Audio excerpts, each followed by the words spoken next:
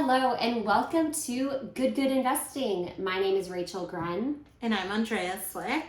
and we are here to help educate you on how you can make your money work for you while you sleep. GoodGood Investing was created specifically for that, to empower and educate busy professionals and successful entrepreneurs on how to stop trading their time for money and start investing passively. Yes. And on today's podcast, Kara Ayala is an entrepreneur, real estate investor, mentor, and advocate for women, wives, and moms. Kara has grown and sold multiple million-dollar businesses in real estate, construction, plumbing, HVAC, and property management industries. Kara believes and coaches women how to be successful while at the same time having amazing marriages and incredible relationships with their children. As Kara says, you can do both.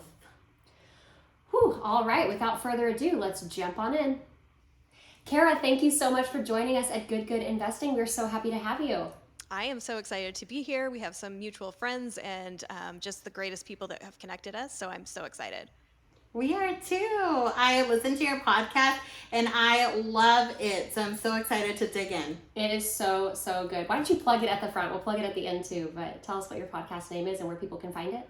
Yeah, you can find it on any platform where you listen to podcasts. It's Marriage, Money, and Mayhem, because we all know that all those three things together, there is a little bit of mayhem, but it's all good things. So Yes, isn't that the truth? We know those three things very intimately. Definitely focused on the money part as well. But anyway, so let's start from the beginning. I love hearing people's origin story. I want to know where you live, where you're from, and how you ended up where you are today.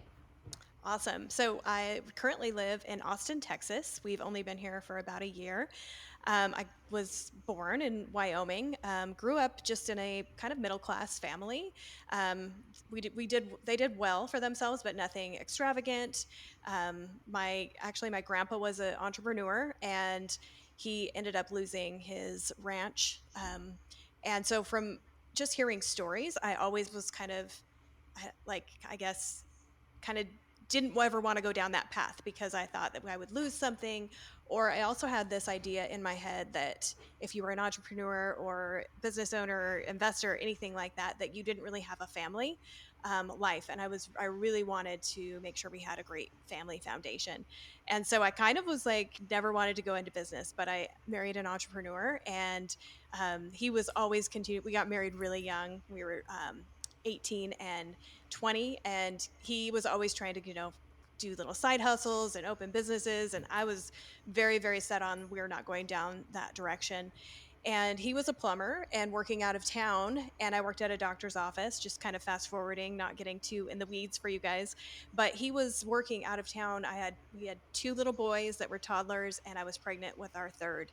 And during that time, he was gone the entire 9 months of that pregnancy, and it was just, I was basically a single mom. And we looked at each other one day and we were like, why are we doing this? If we're going to be not seeing each other, we might as well do this for ourselves.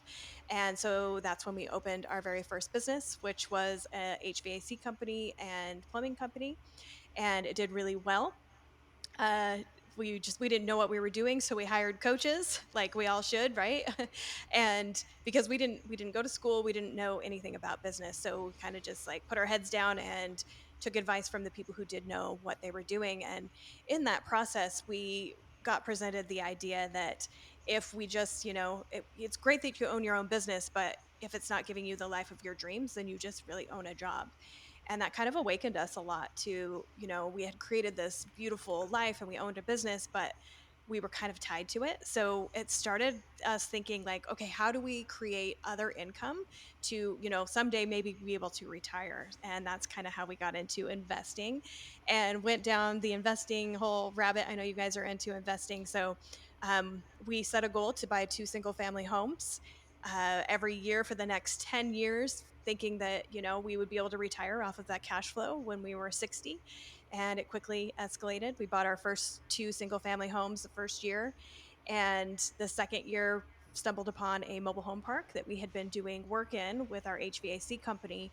And it was a 70 unit mobile home park, and my husband drove me through it, and I said, we're going to actually pay money for this, like, are you kidding? But it ended up being one of the best decisions we've ever made. The cash flow was so great, and it kind of just escalated from there. We ended up with over 200 single family homes, a couple commercial properties, and 5 mobile home parks, and then ended up selling our business and just went all in on real estate, and now have a private equity company, and bring in investors and invest in mobile home parks, but also businesses as well. Wow. Wow, you scaled really quickly. Well, I That's mean, that was a long time ago, but you just take the next right step. So, everybody thinks it happens overnight, and it was a lot of work to get to where we are, but I'm happy we did it, and we learned so much along the way. Yeah, amazing. I know. It's so funny when people say, "Oh, they were like an overnight success." Yeah, 20 years in the making. Yeah, for sure. No one sees the hustle and the grind after hours. After the kids are in bed, and when you actually have time to focus on your business and yourself. So that is freaking amazing. Being a mother, a wife, a business owner, a entrepreneur. I mean, truly a Renaissance woman. I am in awe. So that's fantastic. I was actually a GP in a mobile home park, and it did super well. Mobile home parks are awesome. And it's so funny that you said you're driving through there with your husband. You're like, we're going to pay money for this? Because I think a lot of people have to, and I'm sure you agree with me on this, is that a lot of people have to take the emotion out of investing. Because it's not all HGTV Magnolia table, right? We're not choosing shiplap and colors and travertine and all that kind of stuff. It is like not sexy, a lot of the stuff that we're investing in. But those distribution checks are. Exactly. They are sexy. That is so great. So education must have been a huge thing for you, because it doesn't sound like maybe your parents were in the business and they taught you everything. So how did you stumble into such a niche market? Like, what did that education enlightenment process look like for you? Well, we started out listening are you guys familiar with Dolph DeRusse? No, He's I'm like not, old but school real estate okay, person. awesome. Honestly, we listened to them on tape, so I'm aging me a little bit. So we listened to those. That's kind of was like dipping our toes in it. And I had a great uncle who actually still to this day is one of our greatest mentors. He was in real estate, and he owned a lot of businesses. And so we started just going to him and asking him for advice and how do we do this. And when we bought that first mobile home park, he actually told us, "You're lucky that I'm your friend, or I would steal this from you." So that was kind of because we were kind of terrified. That was our first bigger deal that we had done with ourselves. So he's always been a great mentor of ours.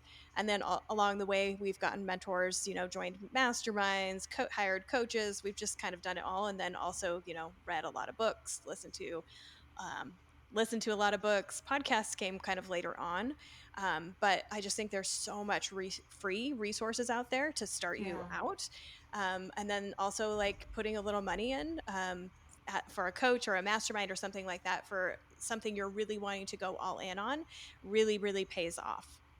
Yeah, I agree. We did, my husband and I started our company, we were scaling from single family to multifamily. And for us, writing that check for our first mastermind was like, there was a lot of prayer and a lot of faith that we were making the right decision for us, because we had never paid someone so much money, and it has paid in leaps and bounds for us, and just given us a fast track to learning and scaling much more than we could have done on our own. So absolutely.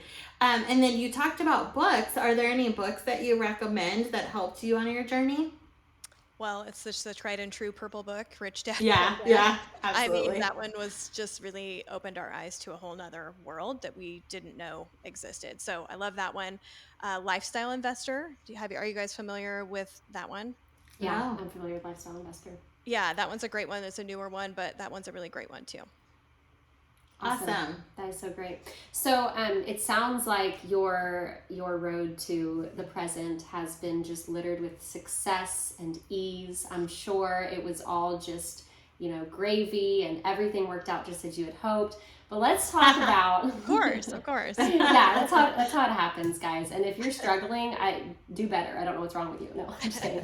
But I want to hear about because I feel like it's just so relatable and makes people human to know, like, listen, I took a flyer and it didn't work out, or we had to pivot, because of X, Y, and Z. Do you want to talk about a few of those moments where you had to pivot or reassess? I don't want to call them failures, because I don't think there's a true thing as a Learning failure opportunities. as long as you're still trying. I think the biggest failure is to stop trying. So go ahead.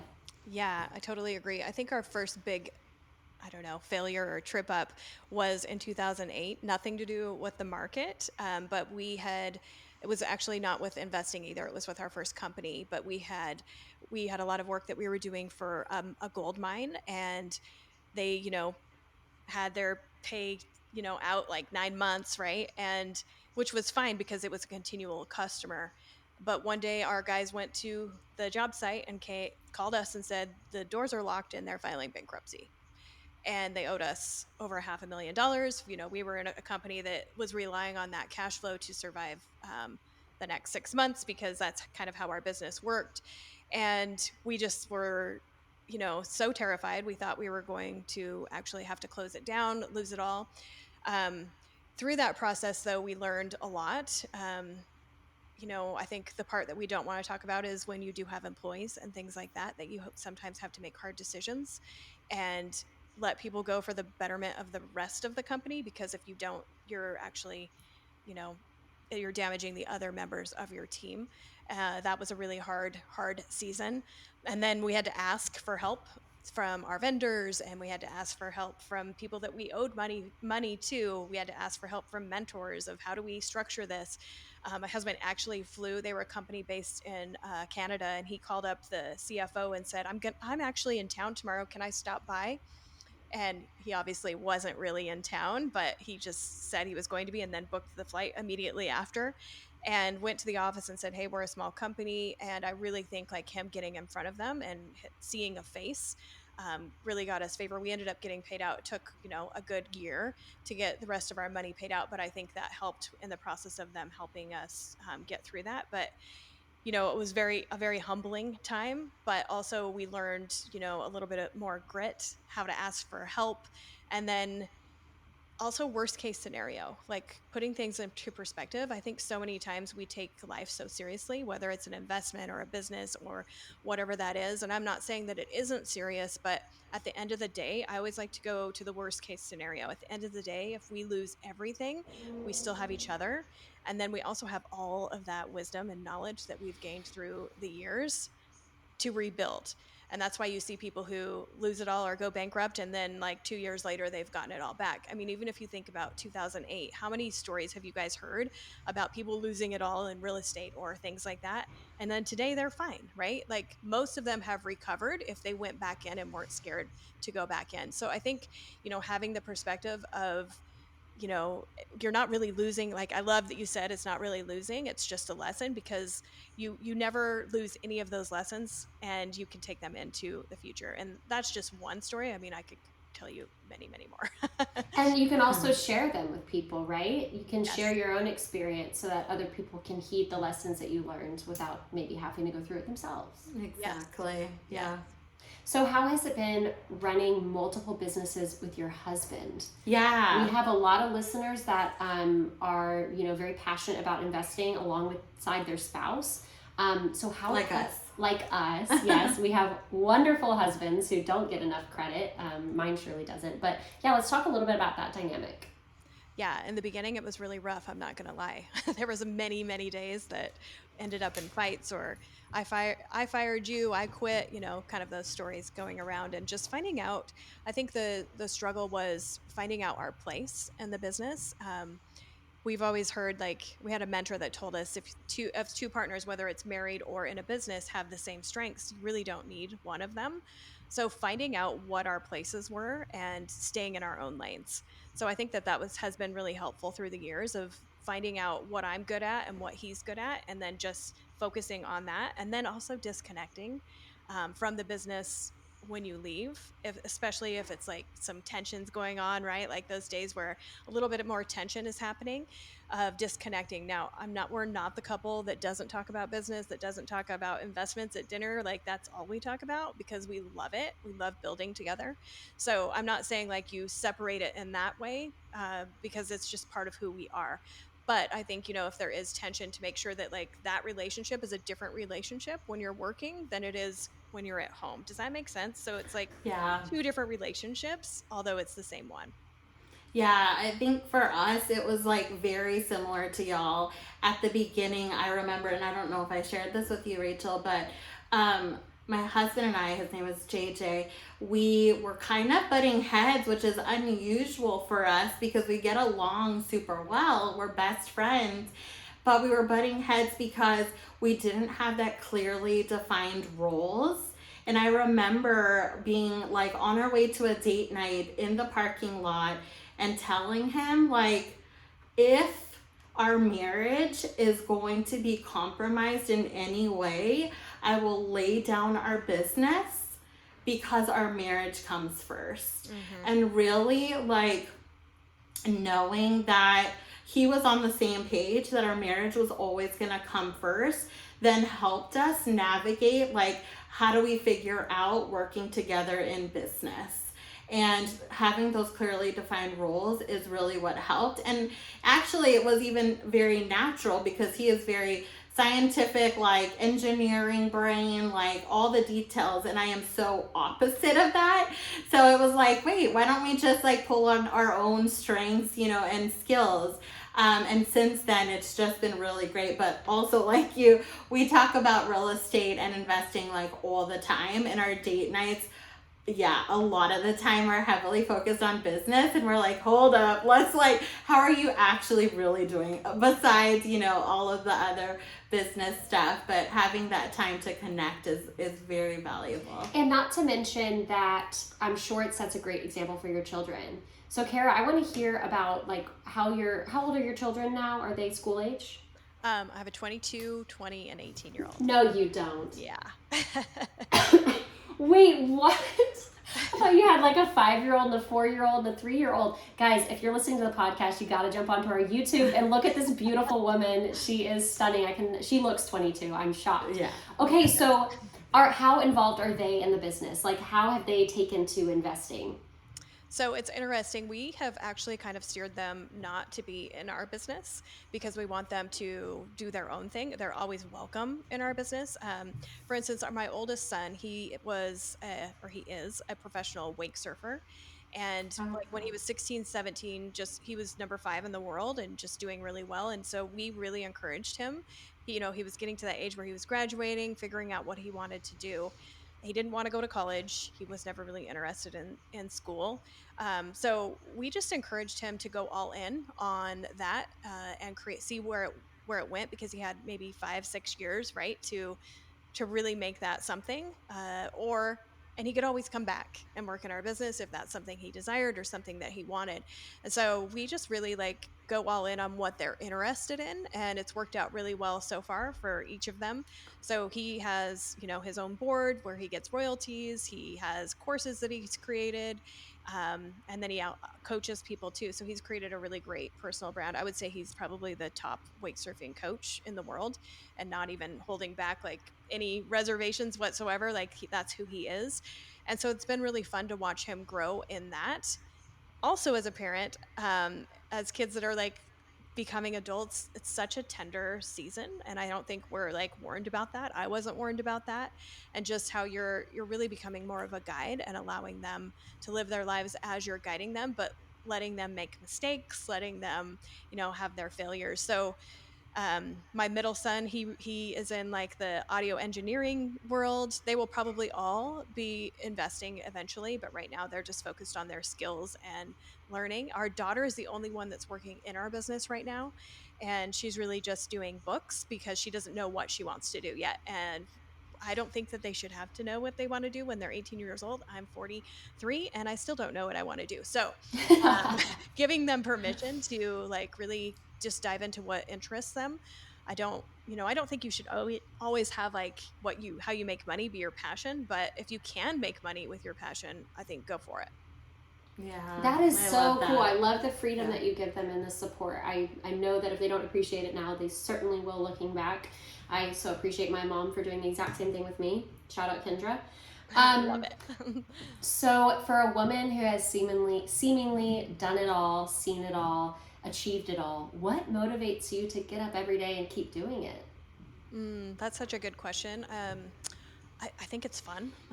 If I'm just being honest, I've gotten the question of when is enough enough, and for me, it's when it's not fun anymore. Like that's when I don't want to do it. And then there's also this idea of the lives that we can impact. And I think financial money has been such a taboo topic for women, and I think giving that freedom for women to actually gain the confidence of learning how to invest and learning how to grow their wealth, not behind their husband or behind a man, but like actually have that knowledge for themselves, that really motivates me. And then the impact we can make with finances. We Yeah. can, if I only do enough, if it's enough is enough, then I'm only just impacting myself and my kids and my family. So I always think like our vision has to be bigger than just us. It has to be about something that breaks our hearts. So I love just thinking about the impact that I can make with my finances, especially, and with my voice. So those two things combined, that's what wakes me up in the morning. That's what keeps me motivated, is seeing women, like you guys, what you guys do, empowering women to take charge of their finances and create streams of income so they can do what they want to do. And then also using those finances to impact lives of people who may never be able to have that impact. Yeah, absolutely. I really do believe when you also make impact and you give it to an organization maybe that is growing and putting seeds into communities that are lacking, that small amount maybe that you're giving is going to be multiplied, right? It's like we have something, but then they're multiplying the efforts and then it just keeps going. I love that. Yeah, it's so true. I think it's otherwise it's meaningless. At least for Andrea and I'm sure for you as well. It's like community impact is really important to us. Absolutely. How can we give back? And we love to educate, but also like give back monetarily to organizations that we're passionate about as well. And I know that education is also a huge thing for you, and support for other female entrepreneurs and investors. Definitely, you can see a lot of that on your Instagram as well, which I would love for you to plug. How our listeners could get in touch with you to learn more about you, marriage, money, mayhem, and all the good things. Yeah, I hang out at Instagram quite a bit. So it's Kara_Ayala. You can DM me. I love chatting with people in the DMs. I also have a community for women who are it's for accredited investors. So it's for women who are really wanting to build a community with other women wanting to grow their wealth, all around financial education and then also investment opportunities. So those are the places you can find me. That would be awesome. Awesome. And then just quickly for our listeners, in case you haven't listened to past episodes, an accredited investor is someone who makes $200K a year or $300K with their spouse, or their net worth exceeds $1 million, not including their primary residence. So if you think that might be you, definitely go and check out Kara's awesome community. I think it's so neat to have something like that available for people. Yeah. So we learned so much from you today, and we are so grateful for the time that you gave to us to share your story and be vulnerable, with maybe some challenges along the way. I know it's benefited me, and I'm sure it's also benefited our listeners. Absolutely, yes. We loved having you on. Thank you so much. Thank you. Thank you for having me. It's been so much fun. Okay, wow. That was literally insane, mind-blowing. I'm suddenly wondering if she has more than 24 hours in a day.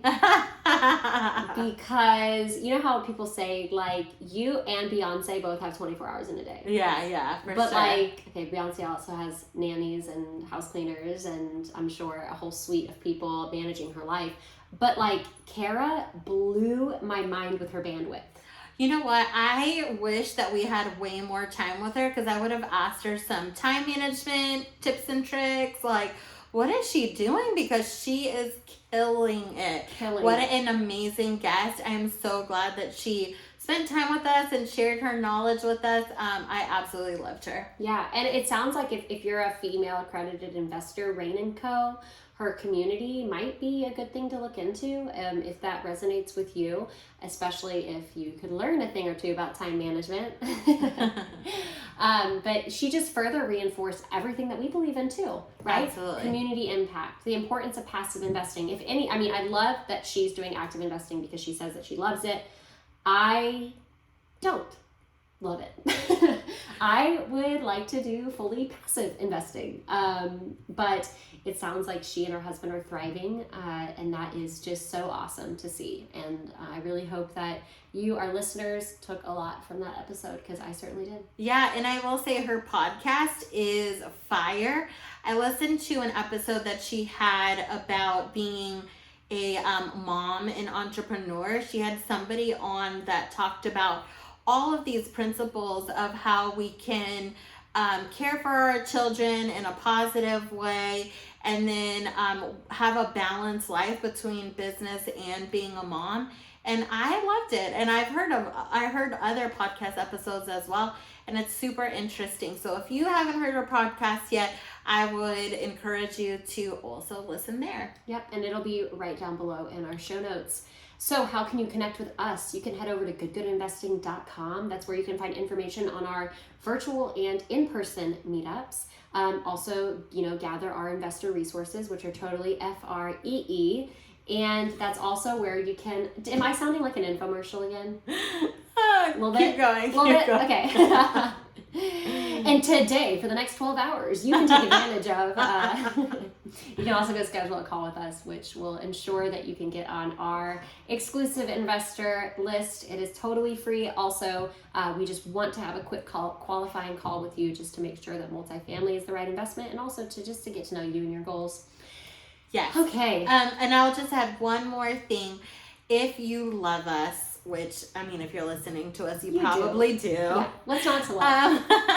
Can you please go ahead and leave a review for us on Apple Podcasts or Spotify or anywhere you listen to our podcast, and leave us a 5-star review, a comment, and that will just help us elevate our message and scale it to a lot more people so they could learn. And it'll help us educate more. So please do that. And on that note, we'll see you next week, guys. Yeah. Remember, don't invest good. Invest twice as good. Bye.